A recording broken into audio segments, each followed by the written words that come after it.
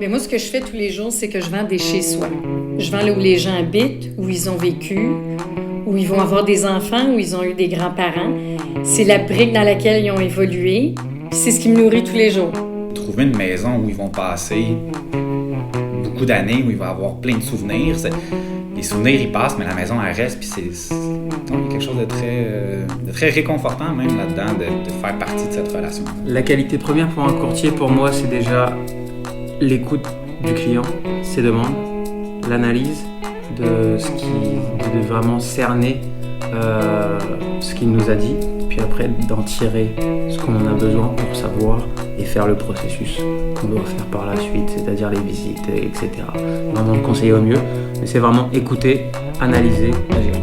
Quand j'accompagne un client, ce que je recherche, c'est vraiment la relation humaine.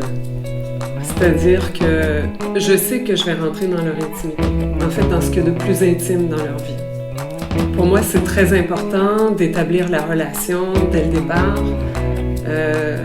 le plus simplement possible, le plus clairement possible, de comprendre ce qu'ils veulent, mais à travers ce qu'ils vont dire, ils vont donner des technicalités, mais à travers ces technicalités-là, je vais aussi découvrir leur personnalité. Il faut les connaître. Alors oui, on pénètre dans la vie des gens, définitivement, dans leur vie privée, dans leurs sentiments, ce qu'ils ressentent, c'est très, très important. C'est avec ça que nous autres, on va être capables, en tout cas que moi, je vais être capable de leur trouver quelque chose. Le but ultime, c'est de réussir à trouver ce qu'ils veulent. Mais pour arriver à ça, il faut un peu les connaître.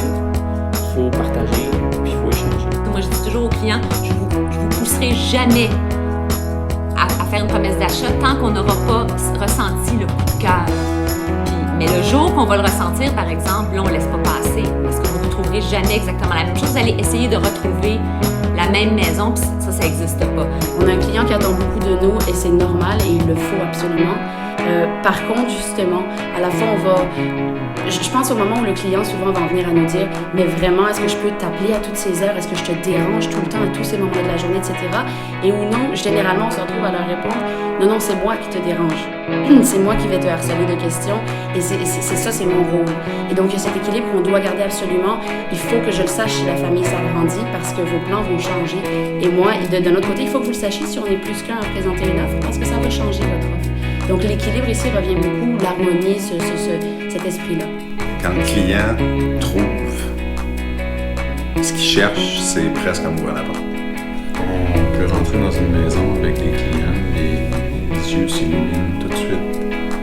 Un couple va se prendre par la main. Dans le fond, mon travail, c'est moi. C'est ça qui est le fun. Mais pas dans un sens narcissique. C'est juste ce que j'offre, c'est moi, puis ça passe avec les gens. Puis ça passe pas avec d'autres. Mais ce qui est merveilleux dans ma job, c'est que je peux rester moi-même pour la fin. Tout le monde a un chez-soi.